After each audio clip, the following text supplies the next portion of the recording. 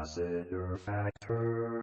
What's up, all my movie-loving maniacs? This your boy Bagful B of The Last of the Factor, and I am continuing my Fantastic Four deep dive, leading up to Fantastic Four First Steps, which comes to theaters in 2 weeks. And today, I'm here to talk about Fantastic Four Rise of the Silver Surfer, which is the sequel to the 2005 Fantastic Four movie. And in my opinion, it is the best Fantastic Four movie by default. And I'm going to give you 5 reasons why I feel that way.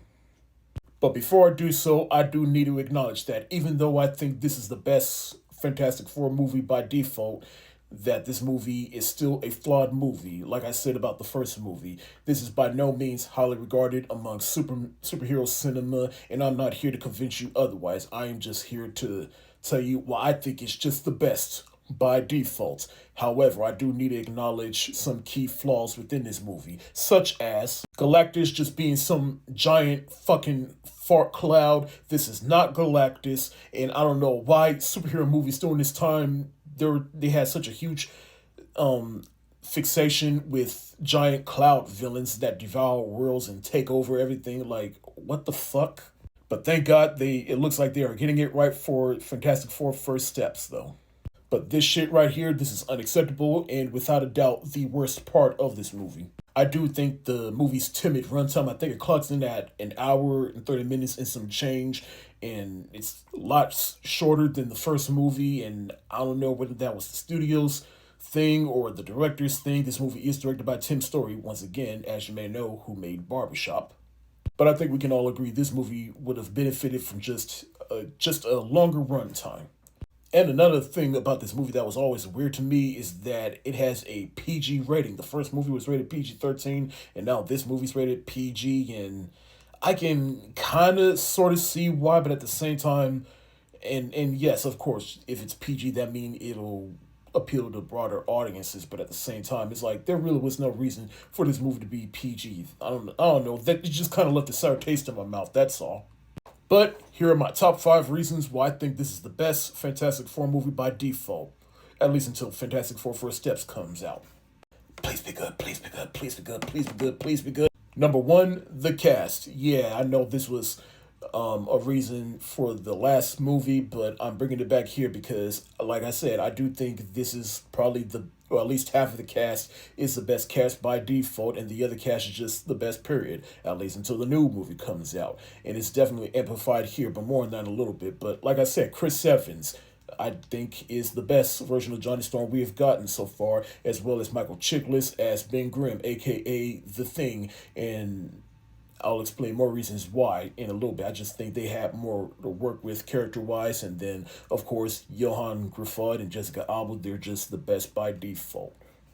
Hell, even the late Julian McMahon, who recently passed away, rest in peace, I thought he was good in the first movie, and I think he's good here. He's just continuing what he did in this movie. He understood the assignment. He was just having fun with the role.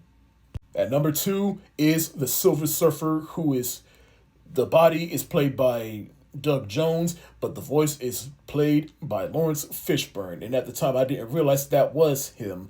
But yes, in fact, it's also crazy because this wouldn't be his last foray into Marvel movies, and definitely wouldn't be his last hurrah into a superhero movie. As you know, he played Perry Wright in Man of Steel, and then he played I forgot his name in Ant-Man and the Wasp, but yeah, but it all started here where he played the voice of the Silver Surfer, and he just brought the right amount of gravitas needed to Norrin Rad, aka the Silver Surfer. But the Silver Surfer himself, characterized in this movie, I thought was done perfectly because it does tie into comic book lore, which is true, and they represented it here. I thought they illustrated it perfectly. And plus, the Silver Surfer was always one of the coolest looking characters to me, so seeing him here in live action form was just, I remember at the time when this came out, it was my freshman year in high school, and I was just amazed with how they brought it to the screen.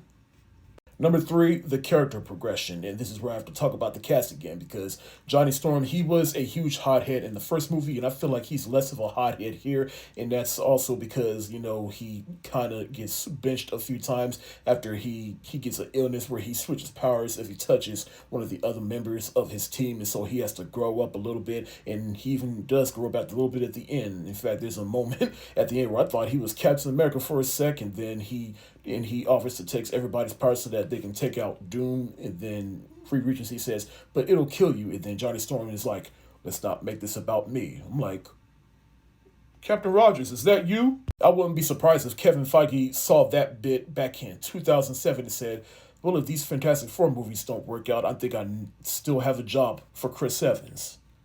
But I feel like this is also the movie where the team really comes together and learns to work together, because the family might be in danger of splitting, but then and of course the world is ending, and so that just brings them closer together and become more of a family unit. I just feel the family unit is more represented in this movie than it was in the last movie, because hey, families fight, but at the end when it all comes down to it, they all come together and they all just love each other.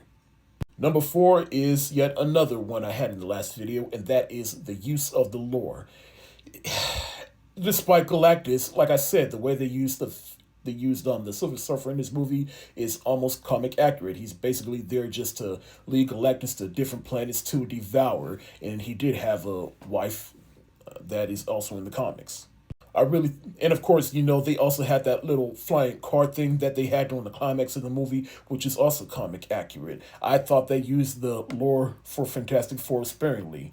I just wish they did a better job with Galactus.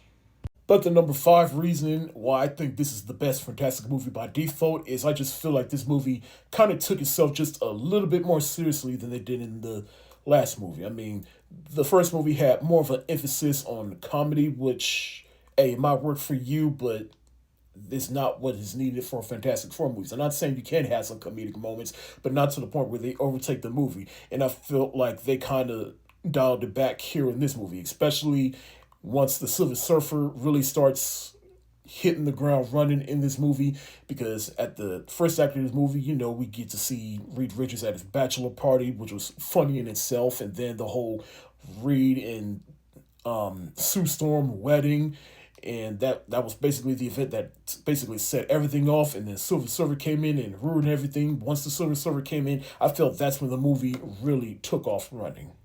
But those are my top 5 reasons why I think Fantastic Four: Rise of the Silver Surfer is the best Fantastic Four movie by default. Do you agree? Do you disagree? Let me know what you think in the comments section below. And let me know your answers as to why you think this is the best by default, or why you don't think it's the best by default.